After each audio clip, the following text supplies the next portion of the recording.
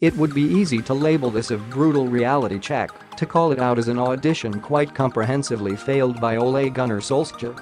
The biggest test of his short career as Manchester United manager emphatically flunked. It would be easy to say this is why United need a coach with continental pedigree, to say this was a clinical reminder of Solskjaer's greenness, his inexperience, his naivety. It would be easy to say this is why he should not get the job.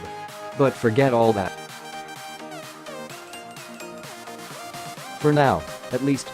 Because this was simply about the destructive pace and talent of the world's finest young player, supported by a team of technicians who can school most teams. This was about Kylian Mbappe's jet-heeled brilliance, about his ability to strike fear into an entire team. Even before he sprinted past Victor Lindelof and Eric Bailly, like Frankel taking on a pair of Shire horses, and tucked away Angel Di Maria's smart assist, he had United defenders nervously sucking in oxygen.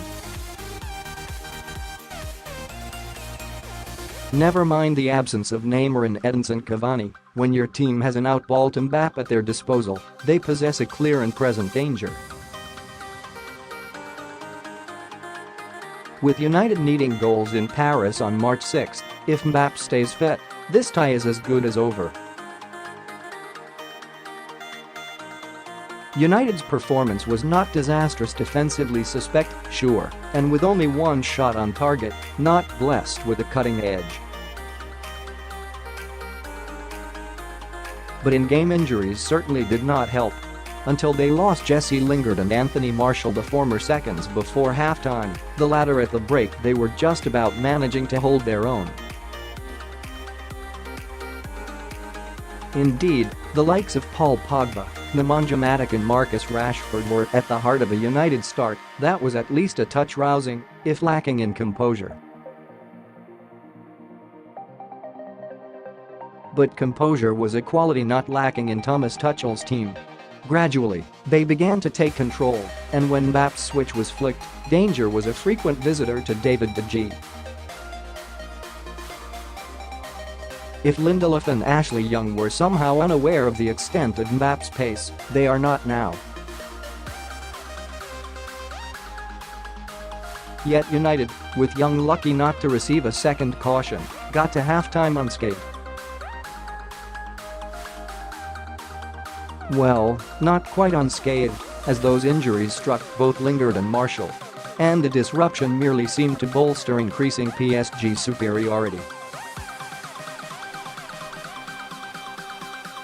The United pressing eased, and PSG flourished, edging ahead when Presnel Kimpembe blindsided Matic and arrived to volley in a Di Maria corner. It was hardly an accomplished piece of set-piece defending, but it was a fine delivery from Di Maria, who, as well as being barreled down a hill by Young, had been given a night-long unfriendly welcome by his former fans. He certainly enjoyed celebrating Kimpembe's nicely controlled finish, but not as much as he reveled in the pass into Mbappe's path that pretty much set one French foot into the quarter-finals.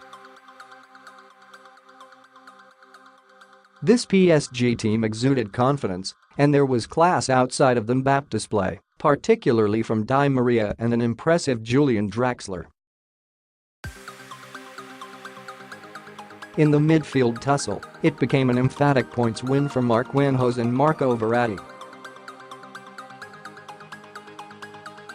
Never mind United's managerial situation, there was a palpable gulf in player quality.